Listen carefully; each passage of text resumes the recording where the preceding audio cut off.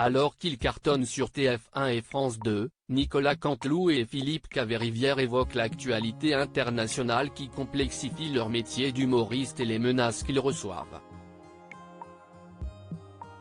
À la une du dernier numéro de Télé 2 Semaines, disponible depuis ce samedi 6 janvier, Nicolas Canteloup et Philippe Caverivière reviennent longuement sur leur amitié de 30 ans, sur leurs débuts et leur collaboration fructueuse.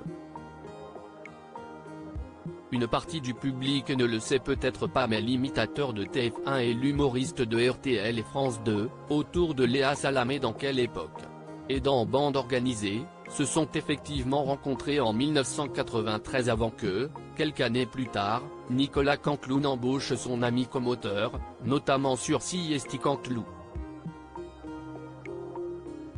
Au fil de l'entretien, les deux évoquent également le contexte international tendu qui rend leur rôle d'amuseur public parfois difficile. Nicolas Canteloup et Philippe Caverivière regrettent la frilosité de certains invités face à leurs blagues. Le grand sport du moment pour les invités sur les plateaux télé, CSI de ne pas rire aux blagues pour ne pas se mouiller, se désole ainsi Nicolas Canteloup, rapidement rejoint par son camarade Philippe Caverivière. J'ai déjà eu des mecs en coulisses qui disent m'adorer et une fois en plateau. Mais ce qui est vraiment compliqué, ce sont les réseaux sociaux. Une femme m'a même reproché une blague Bar-le-Duc, il rit. Je fais des vannes sur la guerre, les religions, les maladies, pas de problème, mais pour cette dame la limite CSI la ville de Bar-le-Duc.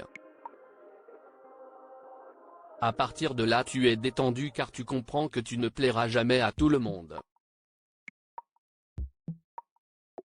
L'émission CSI Canteloup étant diffusée juste après le JT de 20h de TF1, sur une tranche très familiale, l'imitateur évoque également de son côté une forme non dite de responsabilité dans l'écriture des textes et des blagues.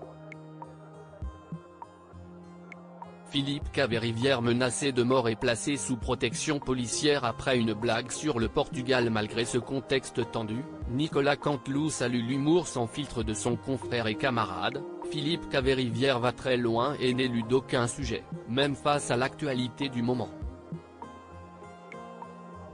Et comme c'est toujours plus drôle que trash, ça passe. C'est son totem d'immunité.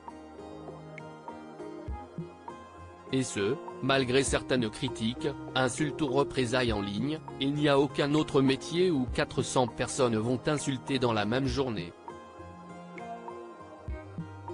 J'ai eu des menaces de fans de K-pop et de Portugais qui voulaient ma mort. Il avait alors été placé sous protection policière, note de la rédaction.